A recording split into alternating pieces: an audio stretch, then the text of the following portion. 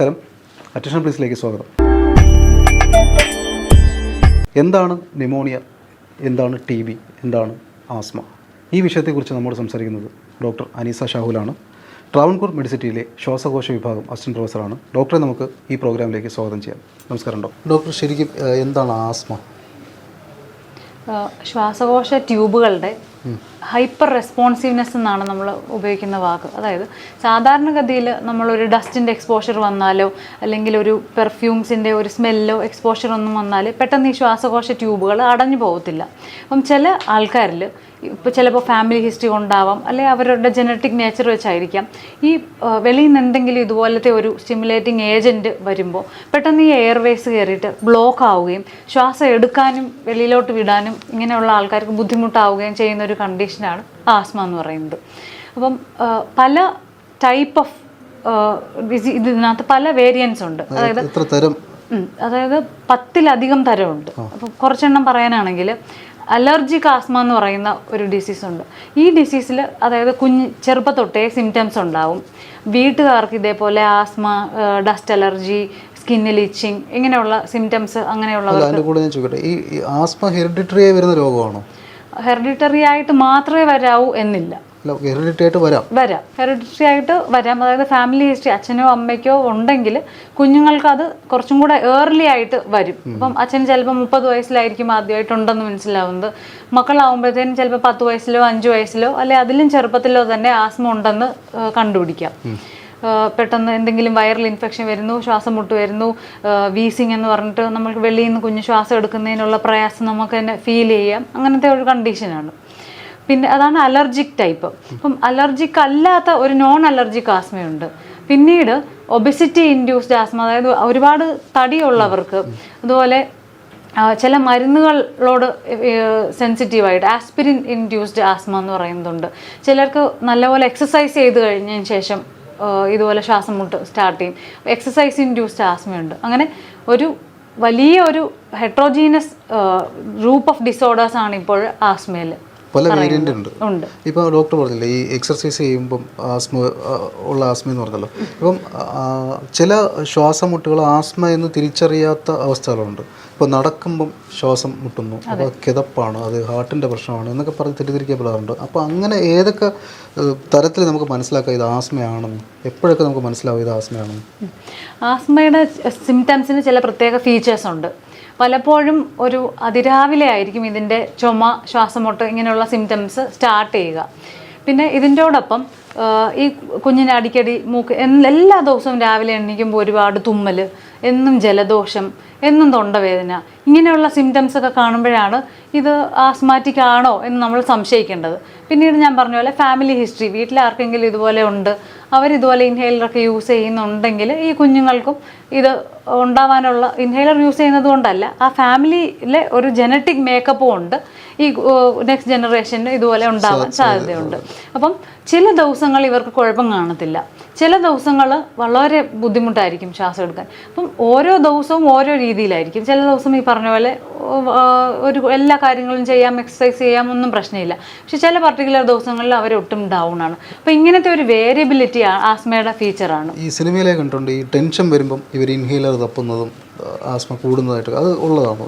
ചില അങ്ങനെയുള്ള സിറ്റുവേഷൻ ഉണ്ട്. അതായത് സ്ട്രെസ്, ഡിപ്രഷൻ, ആങ്സൈറ്റി ഇതെല്ലാം നമ്മുടെ ആസ്മയെ വളരെ മോശമാക്കും. പെട്ടെന്ന് ഇവരുടെ ശ്വാസത്തിന് ഉള്ള പ്രശ്നം വളരെയധികം കൂടും സാധ്യതയുണ്ട്. അപ്പോൾ ഇതിന് ഇമ്പോർട്ടൻ്റ് എന്ന് പറഞ്ഞാൽ ആസ്മയും കൺട്രോൾ ചെയ്യണം, ഇവരുടെ ഡിപ്രഷൻ, ആങ്സൈറ്റി, സ്ട്രെസ് അതും കൺട്രോൾ ചെയ്യണം. ഇതിൻ്റെ ഒപ്പം തന്നെ ആസ്മയുടെ ട്രീറ്റ്മെൻറ്റ് നമ്മൾ റെഗുലറായിട്ട് യൂസ് ചെയ്യേണ്ട ഒരു കാര്യമാണ്.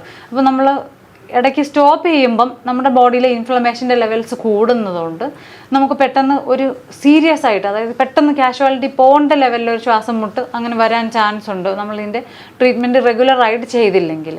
അല്ല, എനിക്ക് ആസ്മ ഉണ്ടെന്ന് എനിക്ക് എപ്പോഴാണ് തിരിച്ചറിയാൻ പറ്റുന്നത്? അത് കണ്ടിന്യൂസ് ആയിട്ട് ശ്വാസം മുട്ട് വരുമോ, അത് ഈ പറഞ്ഞ പോലെ ഇടവിട്ട് വരുന്നതാണ്? ആദ്യമൊക്കെ അതായത് മൈൽഡ് ആയിട്ടുള്ള ഡിസീസ് ആയിരിക്കുമ്പോൾ ഇടവിട്ടായിരിക്കും.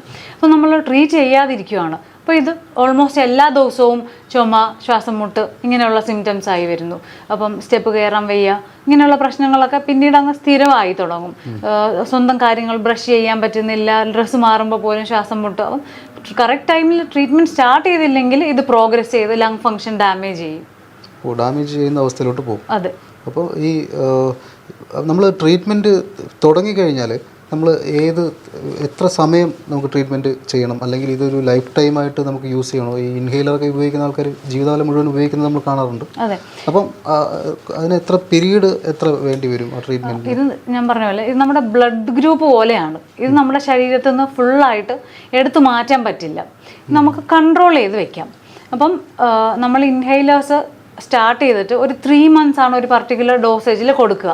അതിനുശേഷം നമ്മൾ അസസ് ചെയ്യും ഈ പുള്ളിക്ക് ഡെയിലി ആക്ടിവിറ്റീസ് ചെയ്യുന്നതിന് ബുദ്ധിമുട്ടുണ്ടോ, രാത്രി ശ്വാസം മുട്ടുകാരന് എഴുന്നേൽക്കുന്നുണ്ടോ, പകൽ റുട്ടീൻ ആക്ടിവിറ്റീസ് ചെയ്യുമ്പോൾ വീണ്ടും ഈ മെഡിസിൻ അടിച്ചാലേ പറ്റുന്നുള്ളൂ എന്നുണ്ടോ. അപ്പം നമ്മൾ ഇത് ഇടയ്ക്ക് അസസ് ചെയ്തിട്ട് ഓക്കെ ഇതെല്ലാം ഈ പ്രോബ്ലംസ് ഒന്നും ഇല്ല എന്ന് കാണുവാണെങ്കിൽ നമ്മൾ പുള്ളിയുടെ ട്രീറ്റ്മെൻറ്റിനെ സ്റ്റെപ്പ് ഡൗൺ ചെയ്യും.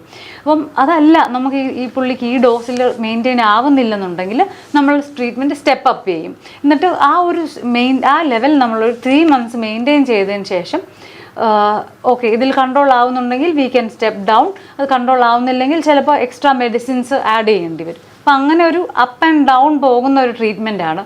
ഇതിനോടൊപ്പം തന്നെ ഇത് ആസ്മയുള്ളവർക്ക് ഇൻഫെക്ഷൻസ് ഉള്ള ഇച്ചിരി സസെപ്റ്റിബിലിറ്റി കൂടുതലായതുകൊണ്ട് അങ്ങനെയുള്ള ഇൻഫെക്ഷൻ കൂടുന്ന സമയത്ത് ഒക്കെ നമ്മൾ കുറച്ച് ഒന്ന് ഡോസ് സ്റ്റെപ്പ് അപ്പ് ചെയ്യേണ്ടിയും വരും. ഈ പുകവലി ആസ്മയിലോട്ട് നയിക്കാറുണ്ടോ? പുകവലി ആസ്മയിലോട്ട് നയിക്കാറില്ല. പുകവലി കാരണം ഉണ്ടാകുന്ന രോഗം എന്ന് പറഞ്ഞാൽ അതിന് ഇതേപോലത്തെ രോഗമാണ്. COPD എന്നാണ് വിളിക്കുന്നത്. ക്രോണിക് ഒബ്സ്ട്രക്റ്റീവ് പൾമണറി ഡിസീസ് എന്നാണ് അതിൻ്റെ പേര്. ആസ്മ ഉള്ളവർ പുകവലിക്കുമ്പോൾ പ്രശ്നം ആവാറുണ്ട്. ആസ്മ ഉള്ളവർക്ക് പുക ഒട്ടും ടോളറേറ്റ് ചെയ്യാൻ പറ്റില്ല. ഈ ഇതിൻ്റെ ട്രീറ്റ്മെൻറ്റ് രീതികൾ നമ്മൾ പറഞ്ഞല്ലോ, നമ്മൾ ഏതൊക്കെ തരത്തിലാണ് ഇതിനെ ട്രീറ്റ് ചെയ്യുന്നത്? ഇപ്പം ഡോക്ടർ പറഞ്ഞു. അത് കൂടാതെ എന്തൊക്കെ തരത്തിലാണ് ചെയ്യാൻ പറ്റുന്നത്? ഇപ്പോൾ എക്സർസൈസ് കൊണ്ട് മാറി എന്നൊക്കെ പറയുന്ന ആൾക്കാരുണ്ട്, അല്ലെങ്കിൽ യോഗ ചെയ്ത് ആസ്മ മാറി എന്ന് പറയുന്ന ആൾക്കാരുണ്ട്. അതിലൊക്കെ എത്രത്തോളം വാസ്തവമുണ്ട്? മെഡിക്കൽ തെറാപ്പിയും നോൺ ഫാർമക്കോളജിക്കൽ തെറാപ്പീസും ഉണ്ട്. തീർച്ചയായിട്ടും ഞാൻ പറഞ്ഞ പോലെ നമ്മുടെ ലെവൽ ഓഫ് സ്ട്രെസ്സ്, നമ്മൾ കഴിക്കുന്ന ഫുഡ്, നമ്മുടെ ആങ്സൈറ്റി, നമ്മുടെ സൈക്കോളജിക്കൽ സ്റ്റാറ്റസ്, ഇതെല്ലാം ഇതിനകത്ത് ഒരു വലിയ റോള് കോസ് ചെയ്യുന്നുണ്ട്. ഇതിൻ്റെ എക്സാസർബേഷൻസ് എന്ന് പറയുന്ന കൂടിപ്പോകുന്ന അവസ്ഥയിൽ. അപ്പോൾ നമ്മളൊരു ആളെ ട്രീറ്റ് ചെയ്യുമ്പം പുള്ളിയുടെ ഓൾ റൗണ്ടായിട്ടുള്ള എല്ലാ കാര്യങ്ങളും നമ്മൾ ഒപ്റ്റിമൈസ് ചെയ്യണം. അതായത് സ്ട്രെസ്സ് കൂടുതലുണ്ടെങ്കിൽ അല്ലെ ഡയറ്റ്, ഒബിസിറ്റി അല്ലെ അങ്ങനെയുള്ള കാര്യങ്ങളെല്ലാം നമ്മൾ ഒപ്റ്റിമൈസ് ചെയ്യണം. അത് ഇതിനകത്ത് ഭയങ്കര ഇമ്പോർട്ടൻ്റ് ആണ്. അതായത് മെഡിറ്റേഷൻ, ബ്രീത്തിങ് എക്സസൈസസ്, അതുപോലെ ബ്രീത്തിങ് തെറാപ്പി, ഇതൊക്കെ ഇതിന് അവരുടെ സ്ട്രെസ് ലെവൽ കൺട്രോൾ ചെയ്യും. അങ്ങനെയാണ് ഇത് ആസ്മയിൽ ബെനിഫിറ്റ് ചെയ്യുന്നത്. ഡയറക്റ്റ് ആസ്മയ്ക്ക് അവരുടെ സ്ട്രെസ് ഒന്ന് കുറയ്ക്കുമ്പോഴേക്കും തന്നെ ഇത് ഒരു ലെവൽ ഓഫ് കൺട്രോൾ വരുന്നുണ്ട്. പിന്നെ ബ്രീത്തിങ് എക്സസൈസസ് പഠിപ്പിച്ചു കൊടുക്കും. ഇപ്പൊ പ്രാണായാമം പോലെയുള്ള അതിനൊക്കെ ബെനിഫിറ്റ് ഉണ്ട്. സയന്റിഫിക്കലി അത് പ്രൂവൺ ആണ്. ഈ ആസ്മ ഇപ്പോൾ ഒരു കുഞ്ഞ് ജനിക്കുമ്പോഴേ ആസ്മ ഉണ്ടാവും, അല്ലെങ്കിൽ ഹെറിഡിറ്ററി ആയിട്ട് വരുമെന്ന് പറയുന്നുണ്ട്. അതല്ലാതെ ആസ്മ വരാനുള്ള വേറെ കാരണങ്ങളുണ്ടോ? ഇപ്പം നമുക്കൊരു ആസ്മ രോഗി ജനിച്ചപ്പോഴേ ആസ്മ രോഗിയല്ല, ഇടയ്ക്ക് ആസ്മ ഉണ്ടാവാനുള്ള സാധ്യതയുണ്ടോ? അല്ലെങ്കിൽ മറ്റ് കാരണങ്ങൾ എന്തെങ്കിലും ഉണ്ടാവാറുണ്ടോ? അങ്ങനെ ഒരു 20-30 വയസ്സിന് ശേഷം വരാൻ സാധ്യതയുണ്ട്. അതിനാണ് നമ്മൾ അഡൾട്ട് ഓൺസെറ്റ് ആസ്മ എന്ന് വിളിക്കുന്നത്. ചിലവരൊക്കെ എന്ന് പറഞ്ഞാൽ ഒരു 60 വയസ്സിന് ശേഷം ആദ്യമായിട്ട് ആസ്മയുടെ സിംറ്റംസ് ആയിട്ട് വയസ്സാകുന്ന സമയത്ത് ഒരുപാട് പേർക്ക് ഉണ്ടാവാറുണ്ട്. അപ്പം അങ്ങനെയും പോസിബിൾ ആണ്. അതിനെ നമ്മൾ അഡൾട്ട് ഓൺസെറ്റ് ആസ്മ എന്നുള്ള ടേം കൊടുക്കുന്നു. അപ്പം അവരും ഈ അലർജിക് ആസ്മയും തമ്മിൽ കുറച്ച് ട്രീറ്റ്മെൻറ്റിലും ഒക്കെ വ്യത്യാസം ഉണ്ടാവാറുണ്ട്. അതായത് ഇങ്ങനെ അഡൾട്ട് ഓൺസെറ്റ് വരുമ്പം കുറച്ച് ട്രീറ്റ്മെൻറ്റ് ചെയ്യാൻ ഇച്ചിരിയും കൂടെ ട്രബിളാണ്. അവർക്ക് മറ്റവർക്ക് കിട്ടുന്ന അത്രയും റെസ്പോൺസ് ഒരുപക്ഷെ മെഡിസിൻസിന് ആദ്യം തന്നെ കിട്ടത്തില്ല. കുറച്ചും കൂടെ ടൈം എടുക്കും അവരുടെ ട്രീറ്റ്മെൻറ്റിനും റെസ്പോൺസിനും. ഈ അതുപോലെ തന്നെ ഈ നേരത്തെ പറഞ്ഞല്ലോ, എന്തൊക്കെ വാക്സിനേഷൻ അവൈലബിൾ ആണോ ഇതുപോലുള്ള അസുഖങ്ങൾക്ക്? ശ്വാസകോശപരമായ അസുഖങ്ങൾക്ക് വാക്സിനേഷൻ അവൈലബിൾ ആണോ? ശ്വാസകോശ സംബന്ധമായ രോഗങ്ങളുള്ളവർക്ക് ന്യൂമോണിയ, അതായത് വൈറസ് കാരണമുള്ള ന്യൂമോണിയ, ബാക്ടീരിയ കാരണമുള്ള ന്യൂമോണിയാസ് ഒക്കെ സാധാരണമായിട്ട് വരാനുള്ള റിസ്ക് ഇച്ചിരി കൂടുതലാണ്. അപ്പോൾ അതുകൊണ്ട് അമേരിക്കൻ ഏജൻസിയായ CDC 2025 ഒരു ഗൈഡ് ലൈൻ ഇറക്കിയിട്ടുണ്ട്. അപ്പം 65 വയസ്സിന് മേലിലുള്ളവരും ക്രോണിക് ആയിട്ട് ഇതുപോലെ lung disease, heart disease, kidney disease ഇവരൊക്കെ ഉള്ളവരും എല്ലാം വർഷാവർഷം ഫ്ലൂ വാക്സിൻ എടുക്കാൻ നിർബന്ധമാക്കിയിട്ടുണ്ട്. പിന്നെ ന്യൂമോണിയ കോസ് ചെയ്യുന്ന ഏറ്റവും കോമൺ ആയിട്ടുള്ള ബാക്ടീരിയയാണ് ന്യൂമോകോക്കസ് എന്നാണ് ആ ബാക്ടീരിയയുടെ പേര്. അപ്പോൾ ആ ബാക്ടീരിയയുടെ ഒരു 23 സ്ട്രെയിൻസിനെ കമ്പൈൽ ചെയ്തിട്ടുള്ള വാക്സിൻ അവൈലബിൾ ആണ്. PPSV23 എന്നാണ് ആ വാക്സിൻ്റെ പേര്.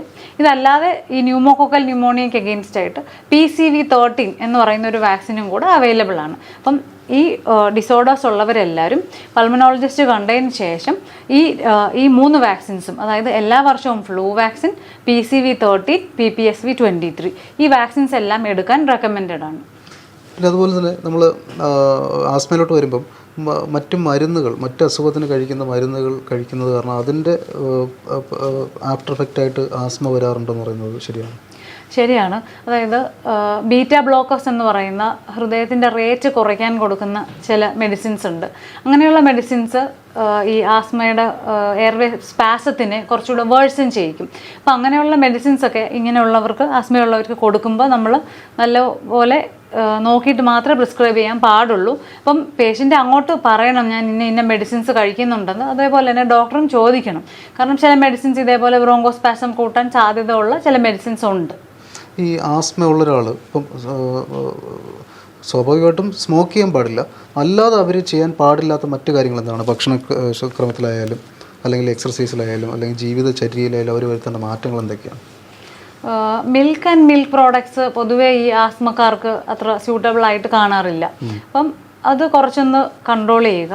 പിന്നെ ഡയറ്റിൽ പ്രോട്ടീൻസ് വർദ്ധിപ്പിക്കുമ്പോൾ തന്നെ നമ്മുടെ ഇമ്മ്യൂണിറ്റി ലെവൽസ് നല്ലപോലെ വർദ്ധിക്കും. പിന്നെ എല്ലാ രോഗങ്ങൾക്കും എല്ലാ ഹെൽത്തി ആയിട്ടുള്ള ആൾക്കാർക്കും ഒരു പ്ലേറ്റ് എങ്ങനെയായാലും ഇരിക്കണം എന്ന് വെച്ചാൽ വളരെ 1/4 ഇത് മാത്രമേ കാർബോഹൈഡ്രേറ്റ് അഥവാ അരി ആഹാരങ്ങൾ ഉൾപ്പെടുത്താൻ പാടുള്ളൂ. പല നിറത്തിലുള്ള പച്ചക്കറികളും ഫ്രൂട്ട്സും ഏറ്റവും അധികം നമ്മൾ ഉൾപ്പെടുത്തണം. അതേപോലെ 2 to 2.5 liters of water per day നമ്മൾ കുടിക്കേണ്ടത് ആവശ്യമാണ്. നമ്മളൊരു 30 minutes എക്സസൈസ്, ആഴ്ചയിൽ 5 ദിവസമെങ്കിലും 30 minutes എക്സസൈസ് ചെയ്യണം. പിന്നെ ഈ മെഡിറ്റേഷൻ പ്രാക്ടീസ്, ബ്രീത്തിങ് എക്സസൈസസ്, അതുപോലെ നമുക്ക് സ്ട്രെസ് ഉണ്ടെങ്കിൽ അതുണ്ടെന്ന് നമ്മൾ തിരിച്ചറിയാനും നമ്മൾ ഹെൽപ്പ് എടുക്കാനും പോകേണ്ടതും ഇവർക്ക് ഇമ്പോർട്ടൻ്റ് ആണ്. ഡോക്ടർ, ഈ ആസ്മ പോലെ തന്നെ ന്യൂമോണിയ ശ്വാസകോശത്തെ ബാധിക്കുന്നൊരു വലിയ പ്രശ്നമാണ്. ഈ ന്യൂമോണിയ ഏതൊക്കെ അവസ്ഥകളിലാണ് ശ്വാസകോശത്തെ ബാധിക്കാറുള്ളത്? അതായത് നമ്മുടെ ബോഡിയിൽ ഒരു വൈറസോ ഒരു ബാക്ടീരിയയോ ഒരു ഫംഗസോ എൻ്റർ ചെയ്ത് നമ്മുടെ ബോഡിക്ക് അതിനെ ടോളറേറ്റ് ചെയ്യാൻ ഉള്ള കപ്പാസിറ്റി വരാത്തപ്പോഴാണ് ഇത് ബോഡിയിൽ അത് ന്യൂമോണിയ ആയിട്ട് ഒരു അസുഖമായിട്ട് പ്രസൻറ്റ് ചെയ്യുന്നത്. നമ്മുടെ ഇമ്മ്യൂൺ റെസ്പോൺസിന് ഈ ബാക്ടീരിയ ക്ലിയർ ചെയ്യാനുള്ള കപ്പാസിറ്റി ഉള്ളപ്പം അത് നമ്മളെ വലിയതായിട്ട് അഫക്റ്റ് ചെയ്യാതെ കുറച്ച് സിംറ്റംസ് വരും, അങ്ങനെ അങ്ങ് പോകും. ഇപ്പം കോവിഡ് തന്നെ ചിലർക്ക് വളരെ മൈൽഡ് ഡിസീസ് ആയിരുന്നു, ചിലർ വെന്റിലേറ്ററായി, ഒരുപാട് പേര് മരണപ്പെട്ടു. അപ്പം ആളുടെ ഇമ്മ്യൂൺ റെസ്പോൺസ് അനുസരിച്ചിട്ടായിരിക്കും ഇത് എത്ര നമ്മളെ സീരിയസ് ആയിട്ട് ബാധിക്കുന്നു എന്ന് വരുന്നത്. അപ്പം ഇതിൻ്റെ സിംറ്റംസ് എന്ന് പറഞ്ഞാൽ ഫീവർ, പനി ഉണ്ടാവും, കഫത്തോടു കൂടിയുള്ള ചുമ, ശ്വാസം മുട്ട്. അപ്പം ശ്വാസം മുട്ട് വരുവാണെങ്കിൽ ഇച്ചിരി സീരിയസ് ആണെന്നാണ് അർത്ഥം. ന്യൂമോണിയ വന്ന് അത് മരണകാരണമായി മാറാറുണ്ട് ഒരുപാട് പേർക്ക്. അത് പെട്ടെന്ന് പനിയായിട്ട് തന്നെ പനിയെന്ന് വിചാരിച്ച് അതിൻ്റെ മരുന്നൊക്കെ കഴിച്ച് ഹോം റെമഡിയൊക്കെ ചെയ്തിട്ട് കഴിയുന്നതാണ് ഈ പ്രശ്നം. അപ്പോൾ ഈ ഒരു പനി അത് ന്യൂമോണിയ ആണെന്ന് നമ്മൾ എങ്ങനെ തിരിച്ചറിയാൻ പറ്റും ഒരു സാധാരണക്കാർക്ക്? കടുത്ത പനി, എത്ര മരുന്ന് കഴിച്ചാലും മരുന്ന് കഴിച്ച് ഒരു ഇത്ര മണിക്കൂർ കഴിയുമ്പോൾ വീണ്ടും പനി വരുന്നു, ആ ലെവലിൽ കടുത്ത പനിയായിരിക്കും. കടുത്ത ചുമ, അതുപോലെ ചുമയ്ക്കുമ്പോൾ മഞ്ഞ കളറിലോ അല്ലെ പച്ച കളറിലോ ഒക്കെയുള്ള കഫം വരുന്നത്, അതോടൊപ്പം നെഞ്ചുവേദന, വളരെ കഠിനമായ ശ്വാസം മുട്ട്, ഇങ്ങനെയുള്ള സിംറ്റംസ് ഒക്കെ കാണുവാണെങ്കിൽ അർജൻറ്റായിട്ട് നമ്മൾ ഡോക്ടറെ സമീപിക്കേണ്ടതാണ്. അപ്പോൾ നമ്മൾ ചെസ്റ്റ് എക്സ്റേ എടുത്ത് നോക്കും അതിൽ എന്തെങ്കിലും പ്രോബ്ലംസ് ഉണ്ടോ എന്ന്. ചിലപ്പം ഈ ശ്വാസം മുട്ടൊന്നും ഇല്ലാതെ ചിലപ്പോൾ ഒരു ത്രോട്ട് ഇൻഫെക്ഷനായിട്ട് ഉണ്ടാവാം.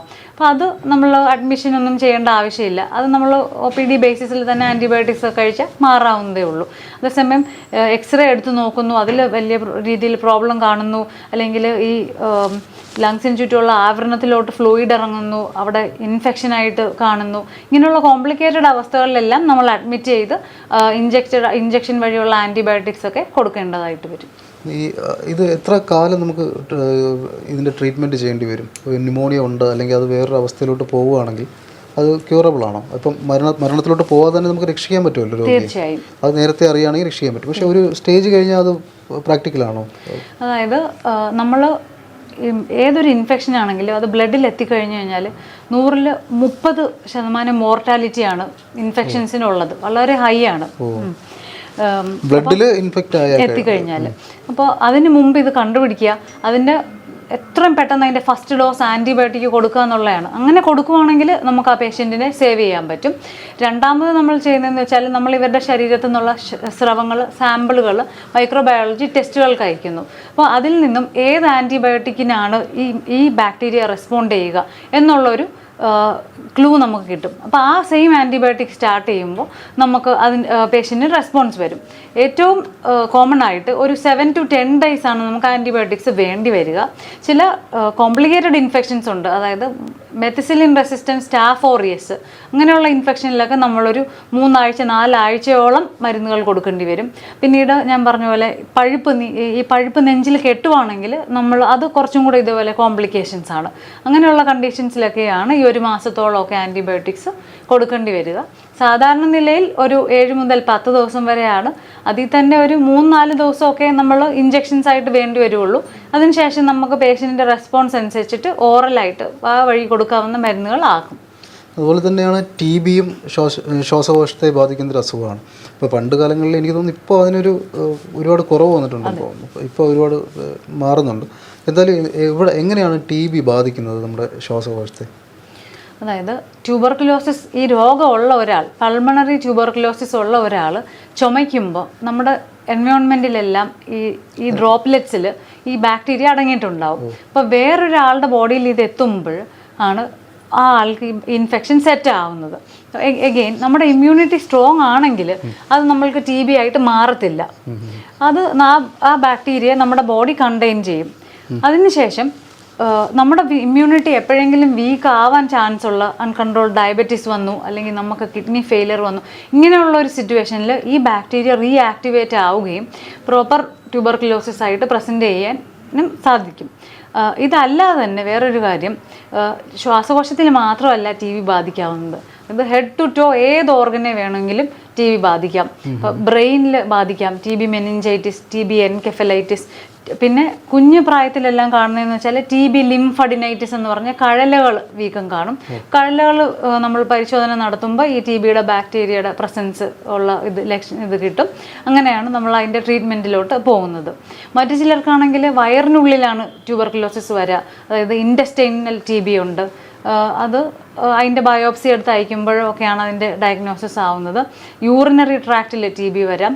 ബോൺ ആൻഡ് ജോയിൻറ്റ്, അത് വളരെ സീരിയസ് ആണ്. ബോൺ ആൻഡ് ജോയിൻറ്റ്, അതായത് നട്ടലിലൊക്കെ ട്യൂബർക്കുലോസിസ് വരാം. ഇത് വളരെ സീരിയസ് ആയിട്ടുള്ള മാനിഫെസ്റ്റേഷൻസ് വരാം. ഇത് പെട്ടെന്ന് കാലിനോട് തളർച്ച, 2 കാലും തളർന്നു പോകുന്നു, അങ്ങനെയുള്ള പ്രസൻറ്റേഷൻസ് പോലും ട്യൂബർക്കുലോസിസിന് പോസിബിൾ ആണ്. അതുപോലെ തന്നെ ഈ ലങ് ക്യാൻസർ വരുമല്ലോ. ഈ ക്യാൻസർ നേരത്തെ നമ്മൾ തിരിച്ചറിയുകയാണെങ്കിൽ അതിന് ക്യൂറബിൾ ആണ്, അത് മാറ്റാൻ പറ്റുന്നൊരു അസുഖമാണ്. അതെ, ഈ ലങ് ക്യാൻസറിലെ ഒരു പ്രോബ്ലം എന്ന് വെച്ചാൽ പലപ്പോഴും ഒരു അഡ്വാൻസ് സ്റ്റേജിലാണ് പേഷ്യൻ്റ് പ്രസൻറ്റ് ചെയ്യുക. ഈ നല്ല പുകവലിയൊക്കെ ഉള്ള ആൾക്കാരിലായിരിക്കും ഇത് വരുന്നത്. അപ്പോൾ അവർക്കൊരു ലെവൽ ഓഫ് ശ്വാസം മുട്ട് എപ്പോഴും ഉണ്ട്. അപ്പോൾ അവർ അറിയത്തില്ല, ഓക്കെ ശ്വാസം മുട്ട് കൂടുന്നതോ അല്ലെങ്കിൽ ഇത് കാരണമാണ് എൻ്റെ സിംറ്റം കൂടുന്നത്, എനിക്ക് ഭയങ്കര ചുമയുണ്ട് എന്നുള്ളതൊന്നും അവർ തന്നെ സെൻസ് ചെയ്യത്തില്ല. അപ്പം വളരെ അഡ്വാൻസ് സ്റ്റേജ് എത്തുമ്പോഴാണ് അവർ ഡോക്ടറുടെ അടുത്ത് വരിക. അപ്പോഴത്തേനും സ്റ്റേജ് 4 ആയിട്ടുണ്ടാവാം. പിന്നെ ലക്കിലി ഇൻസിഡൻ്റലി എന്തെങ്കിലും ഒരു കാര്യത്തിന് അഡ്മിറ്റ് ആവുന്നു, എക്സ്റേ എടുക്കുന്നു, അല്ലെങ്കിൽ CT സ്കാൻ എടുക്കുമ്പോൾ കാണുന്നുണ്ടെങ്കിൽ നമ്മൾ അതിൻ്റെ ബയോപ്സി ടെസ്റ്റ് നടത്തുന്നു. ഇന്ന പ്രോബ്ലം ആണ്, അതായത് ലങ്ങിൻ്റെ ക്യാൻസർ ആണെന്ന് കണ്ടുപിടിക്കുകയാണെങ്കിൽ അതിൻ്റെ കീമോതെറാപ്പി ചെയ്ത് നമുക്കത് ട്രീറ്റ് ചെയ്യാം. അതല്ലാന്നുണ്ടെങ്കിൽ ചിലപ്പം അതിലും ഏർലി ഡിസീസ് ആണെങ്കിൽ നമ്മൾ ആ ലോക്കലൈസ്ഡ് പോർഷൻ ഓപ്പറേറ്റ് ചെയ്ത് മാറിയാലും ആ ഡിസീസ് ക്യൂർ ചെയ്യാൻ പറ്റും. അത് സിംറ്റംസ് എന്ന് പറയുന്നത് ശ്വാസം മുട്ട് തന്നെയാണ്. ശ്വാസം മുട്ട്, കഫത്തിൽ രക്തം, വളരെയധികം വെയിറ്റ് കുറയുന്ന അവസ്ഥ, തീരെ വിശപ്പില്ലായ്മ, ഇങ്ങനെയുള്ളതാണ് ഏറ്റവും വ്യക്തമായിട്ട് നമുക്ക് മനസ്സിലാവുന്നത്. അല്ല, ഈ രോഗിയെ സംബന്ധിച്ചുള്ള രോഗിക്ക് പെയിൻ അങ്ങനെയുള്ള സംഭവങ്ങളൊന്നും അറിയാൻ പറ്റും. പെയിനൊക്കെ വരുമ്പോഴത്തേനും, അതായത് നമ്മുടെ റിബ് ഫ്രാക്ചർ അല്ലെങ്കിൽ അത്ര ഒരു പ്രോബ്ലം കോംപ്ലിക്കേറ്റഡ് ആകുമ്പോഴത്തേന് മാത്രമേ പെയിൻ ആയിട്ട് പറ്റുള്ളൂ. അപ്പോൾ ഏതൊരു അവസ്ഥയിൽ നിൽക്കുമ്പോഴാണ് നമ്മൾ ടെസ്റ്റ് നടത്തേണ്ടത്? കഫത്തിൽ രക്തം കാണുന്നത് ഒരു അലാർമിംഗ് സിംറ്റം ആണ്. കഫം നിരന്തരം ഉണ്ടാവുമല്ലേ? അതെ, അല്ല, രക്തം നിരന്തരം ഉണ്ടാവത്തില്ല. രക്തം കാണുവാണെങ്കിൽ അത് ഇമ്മീഡിയറ്റ്ലി സ്ട്രൈക്ക് ചെയ്യും. അതുപോലെ വിശപ്പില്ലായ്മ, മൊത്തത്തിൽ തളർച്ച, വെയിറ്റ് കുറയുന്നു, 10 കിലോ 15 കിലോ ഒക്കെ ഒരു 2 മാസത്തിൻ്റെ അകത്ത് കുറയുന്നു, അങ്ങനെയൊക്കെ കാണുമ്പോഴാണ്. അല്ലെങ്കിൽ സ്ഥിരം ചുമയുള്ള ഒരാൾക്ക് ഇപ്പോൾ ചുമയ്ക്കുമ്പം മറ്റേതുപോലെ അല്ല എന്നൊരു ഫീലിംഗ് വരും. ചിലപ്പോൾ ഇവരുടെ സൗണ്ടൊക്കെ ഡിസപ്പിയർ ആവും. അങ്ങനെയുള്ള പുതിയ സിംറ്റംസ്, അതല്ലേ പുതുതായിട്ട് ചെസ്റ്റ് പെയിൻ വരും. ഇങ്ങനെയുള്ള സിംറ്റംസ് കാണുമ്പോൾ നമ്മൾ വർക്കപ്പ് ചെയ്യും. എല്ലാ ചെസ്റ്റ് പെയിനും ഇതാവണമെന്നില്ല. ചെസ്റ്റ് പെയിൻ വരുമ്പോഴെല്ലാം നമ്മൾ ഡോക്ടറെ കാണേണ്ടതല്ലേ? ചെസ്റ്റ് പെയിൻ വരുമ്പോൾ തീർച്ചയായിട്ടും കാണേണ്ടതാണ്. കാരണം ഹൃദയ സംബന്ധമായിട്ടുള്ള ചെസ്റ്റ് പെയിൻ ഉണ്ടാവാം. അപ്പം അതിലെന്ന് പറഞ്ഞാൽ നമ്മൾ എന്തെങ്കിലും ഒരു ജോലി ആദ്യമൊക്കെ ചെറിയ ബ്ലഡ് വെസലിൽ ചെറിയ ബ്ലോക്ക് ആയിരിക്കുമ്പോൾ നമ്മൾ ഒരു ലെവൽ ഓഫ് ജോലികൾ ചെയ്യുമ്പോൾ കുഴപ്പമില്ല. അതിനെക്കാട്ടി കൂടുതൽ ടൈം ചെയ്യുമ്പോഴാണ് നെഞ്ചുവേദന വരിക. പതുക്കെ പതുക്കെ നമ്മുടെ ആ കപ്പാസിറ്റി കുറഞ്ഞു വരും. മുമ്പ് 10 മിനിറ്റ് നടക്കുന്ന ആൾക്ക് ഇപ്പോൾ 5 മിനിറ്റ് നടക്കുമ്പോഴേ നെഞ്ചുവേദന വരുന്നു. അല്ലെങ്കിൽ ഇത്ര ഭാരം എടുക്കുന്ന ആൾക്ക് ഇപ്പം അതിനെക്കാട്ടിലും കുറച്ചെടുക്കുമ്പോഴത്തേന് നെഞ്ചുവേദന വരുന്നു. ഇതിനെ അഞ്ചൈന എന്നാണ് വിളിക്കുന്നത്, ഈ ഹൃദ്രോഗം സംബന്ധമായിട്ടുള്ള ചെസ്റ്റ് പെയിനിന്. പിന്നെ ഈ അക്യൂട്ട് MI, അതായത് ഹാർട്ട് അറ്റാക്ക് വരുന്ന സമയത്തെന്ന് പറഞ്ഞാൽ പെട്ടെന്ന് അതിഭീകരമായ ഒരു വലിയ വെയിറ്റുള്ള കല്ലെടുത്ത് വെച്ചേക്കുന്ന പോലത്തെ വേദനയായിരിക്കും. അതുപോലെ പെട്ടെന്ന് പേഷ്യൻ്റ് ഭയങ്കരമായിട്ട് വിയർക്കും. ഈ വേദന ഇവിടെ താടിയിലോട്ട്, കയ്യിലോട്ട്, പുറത്തോട്ട് ഒക്കെ റേഡിയേറ്റ് ചെയ്യുന്നത് പോലെ തോന്നും. ഭയങ്കരമായിട്ട് വിയർപ്പുണ്ടാവും, ഭയങ്കര നെഞ്ചിടിപ്പ് തോന്നാം. ഇതൊക്കെയാണ് ഹാർട്ട് സംബന്ധമായ നെഞ്ചുവേദനയുടെ പ്രത്യേകതകൾ. ലൈഫ് സ്റ്റൈൽ ഡിസീസസ് ഉണ്ടല്ലോ, ഡയബറ്റിക്, BP അല്ലെങ്കിൽ കൊളസ്ട്രോൾ, ഇങ്ങനെയുള്ള സംഭവങ്ങൾ. ഇത് ഈ അസുഖങ്ങൾ കാരണം ശ്വാസകോശത്തിന് സംഭവിക്കുന്ന പ്രശ്നങ്ങൾ എന്തൊക്കെയാണ്? പ്രധാനമായിട്ടും ലൈഫ് സ്റ്റൈൽ നമ്മളുടെ ഇൻഫെക്ഷൻസ് ആണ് ഒന്ന്. രണ്ടാമത് സ്ലീപ്പ് ഏപ്നിയ, അതായത് ഒബസിറ്റി, അൺകൺട്രോൾ ഡയബറ്റീസ്, ഇങ്ങനെയുള്ള പ്രശ്നങ്ങളും ഹൈപ്പർ ടെൻഷൻ, ഇങ്ങനെയുള്ള എല്ലാം കൂടെ ഒരുമിച്ച് പേഷ്യൻ്റെ ഫാറ്റ് ഒരുപാട് കൂടുമല്ലോ. അങ്ങനെ ആവുമ്പം ഒബ്സ്ട്രക്റ്റീവ് സ്ലീപ്പ് ഏപ്നിയ എന്ന് പറയുന്ന പ്രോബ്ലം വരും. ആൻഡ് ഈ ഒബ്സ്ട്രക്റ്റീവ് സ്ലീപ്പ് ഏപ്നിയ ഈസ് സെപ്പറേറ്റ്ലി ഒരു മേജർ റിസ്ക് ആണ് ഹാർട്ട് അറ്റാക്കിനും സ്ട്രോക്കിനും. അങ്ങനെയാണ് ഈ ലൈഫ് സ്റ്റൈലും പൾമണറിയുമായിട്ടുള്ള ഒരു കണക്ഷൻ എന്ന് പറയുന്നത്. ഇപ്പോൾ നമുക്ക് മുൻകൂട്ടി ഒരു ആരോഗ്യപരമായി ജീവിക്കാനായിട്ട് ശ്വാസകോശം നല്ല രീതിയിൽ പ്രശ്നങ്ങളൊന്നും ഉണ്ടാവാതെ പോകാനായിട്ട് നമ്മൾ എന്തൊക്കെ കാര്യങ്ങളാണ് പ്രധാനമായിട്ട് ശ്രദ്ധിക്കേണ്ടത്? ഇപ്പോൾ ഫുഡിലായാലും, അല്ലെങ്കിൽ ഇപ്പോൾ കുളിക്കുന്നത്, അല്ലെങ്കിൽ മറ്റ് ഓപ്പണായിട്ടുള്ള പുഴകളിൽ പോയി കുളിക്കുക, അല്ലെങ്കിൽ മഴ നനയുക, മഴ നനഞ്ഞാൽ ന്യൂമോണിയ ഉണ്ടാവാൻ സാധ്യതയുണ്ടെന്നൊക്കെ പറയുന്ന പോലെ നമ്മൾ എന്തൊക്കെ കാര്യങ്ങളാണ് ശ്രദ്ധിക്കേണ്ടത്? പ്രധാനമായിട്ടും പ്രിവെൻറ്റീവ് ആസ്പെക്റ്റ് ഇപ്പോൾ ഭയങ്കര ഇമ്പോർട്ടൻ്റ് ആണ്. ഒന്ന് ആസ്മയുടെ പ്രിവെൻഷൻ എന്ന് പറഞ്ഞു കഴിഞ്ഞാൽ മെയിനായിട്ട് ഡസ്റ്റ് കൺട്രോള്, എൻവയോൺമെൻറ്റൽ ഹൈജീൻ. ഞാൻ പറഞ്ഞല്ലോ, ഇതുപോലെ ബെഡ്ഷീറ്റ് ഡെയിലി ചേഞ്ച് ചെയ്യുക, എല്ലാം വാഷ് ചെയ്യുന്നത്, ക്ലീൻ ചെയ്യുന്നത്, ഹൈജീൻ മെയിൻറ്റെയിൻ ചെയ്യുക. ഇൻഫെക്ഷൻസ് കൂടുതലുള്ള സീസൺസിൽ മാസ്ക് യൂസ് ചെയ്യുക. പിന്നെ പൊല്യൂഷൻ, ഡൽഹിയിലൊക്കെ ന്യൂസ് വെച്ച് നമുക്കറിയാം, പൊല്യൂഷൻ ലങ്സിന് വളരെ ഒരു ബിഗ് ഡാമേജാണ് ഉണ്ടാക്കുന്നത്. അതുപോലെ ഹൗസ് ഹോൾഡ് ഗ്യാസസ്, വെഹിക്കിളിൻ്റെ എക്സോസ്റ്റ്, ഇതൊക്കെ ഞാൻ പറഞ്ഞു. COPD പോലെയുള്ള രോഗങ്ങളാണ് ഈ ഹൗസ് ഹോൾഡ് ഫ്യൂവൽ ബേൺ ചെയ്യുന്നത് കൊണ്ട് തന്നെ ഉണ്ടാകുന്നത്. അപ്പം മെയിനായിട്ട് ഗ്യാസ് തന്നെ യൂസ് ചെയ്യുക പാചകത്തിന്. നമ്മൾ പുറത്തിറങ്ങുമ്പോൾ ഹോസ്പിറ്റലിൽ പോകുമ്പോഴൊക്കെ മാസ്ക് ധരിക്കുക. നമ്മൾ റിസ്ക് കൂടുതലുള്ള അറിയാവുന്ന ഞാൻ പറഞ്ഞ ഗ്രൂപ്പ് ഓഫ് ആൾക്കാർ വാക്സിനേഷൻസ് എടുക്കുക ആവശ്യമുള്ളത്. പിന്നെ എക്സസൈസ് നമ്മുടെ ലൈഫ് സ്റ്റൈലിൻ്റെ പാർട്ടാക്കുക. എക്സസൈസും ബ്രീത്തിങ് എക്സസൈസും നമ്മുടെ ലങ്സ് കപ്പാസിറ്റിയെ മെയിൻറ്റെയിൻ ചെയ്യും. അപ്പം അത് നമ്മളെ ഒരു ലെവൽ വരെ പ്രൊട്ടക്റ്റ് ചെയ്യും. പിന്നെ നമ്മൾ ഒരു സ്ട്രെസ് ഫ്രീ ലൈഫ് ഫോക്കസ് ചെയ്യുന്നത് നല്ലതാണ്. നമ്മുടെ ഡയറ്റ് എപ്പോഴും rich in fruits, vegetables, antioxidants, അതെല്ലാം ഇമ്പോർട്ടൻ്റ് ആണ്. പിന്നെ നമുക്ക് സിംറ്റത്തിൻ്റെ ആദ്യത്തെ ഇതിൽ തന്നെ നമ്മൾ ഡോക്ടറിനെ കൺസൾട്ട് ചെയ്യാൻ ശ്രമിക്കുക. നമ്മളത് സ്വയം ട്രീറ്റ് ചെയ്യുന്നതിനെക്കാട്ടിലും, അല്ലെങ്കിൽ ഓവർ ദ കൗണ്ടർ പോയിട്ട് മെഡിസിൻസ് യൂസ് ചെയ്യുന്നതിനെക്കാട്ടിലും നമ്മളൊരു എക്സ്പീരിയൻസ്ഡ് ആയിട്ടുള്ള ഒരാളെ വിസിറ്റ് ചെയ്ത് വേണ്ട ഇൻവെസ്റ്റിഗേഷൻസ്, വർക്കപ്പ് ചെയ്യണം എന്നുള്ളത് ഇമ്പോർട്ടൻ്റ് ആണ്. പിന്നെ മറ്റു വെറുതെ മരുന്ന് കഴിക്കുന്ന, അല്ലെങ്കിൽ അതെ, സ്വന്തം ഇത് പ്രകാരം അല്ലെ ഫാർമസിസ്റ്റിൻ്റെ അടുത്ത് പോയിട്ട് പ്രത്യേകിച്ച് ഒരു ചെക്കപ്പ് ഒന്നും നടത്താതെ ചെയ്യുമ്പോൾ ചിലപ്പോൾ നമുക്ക് ബോഡിക്ക് ആവശ്യമില്ലാത്ത മെഡിസിൻസ് ആയിരിക്കും ചെയ്യേണ്ടത്. മെഡിസിൻസ് എന്ന് പറഞ്ഞു കഴിഞ്ഞാലും നമ്മുടെ ലിവറാണ്, നമ്മുടെ കിഡ്നിയൊക്കെയാണ് ഇതിനെ മെറ്റബോളൈസ് ചെയ്യുന്നത്. അപ്പം പലരും ഉണ്ട് വർഷങ്ങളോളം ഈ പെയിൻ കില്ലേഴ്സൊക്കെ കഴിച്ച് കിഡ്നി ഫെയിലിയറൊക്കെ ഉണ്ടാവുന്നത്. അപ്പോൾ സ്വയം ചികിത്സ ഒഴിവാക്കുന്നതും കറക്റ്റ് സമയത്ത് നമ്മൾ ഡോക്ടറുടെ ഹെൽപ്പ് തേടുന്നതും പ്രിവെൻറ്റീവായിട്ടുള്ള എല്ലാ ഇതും ഫോളോ ചെയ്യുന്നതും നമുക്ക് ബെനിഫിഷ്യലാണ്. ആസ്മയെക്കുറിച്ചും TBയെക്കുറിച്ചും വളരെ വ്യക്തമായി ഡോക്ടർ നമുക്ക് പറഞ്ഞു തന്നു. അടുത്ത എപ്പിസോഡിൽ മറ്റൊരു വിഷയമായി വീണ്ടും കാണാം. അതുവരെ നന്ദി, നമസ്കാരം.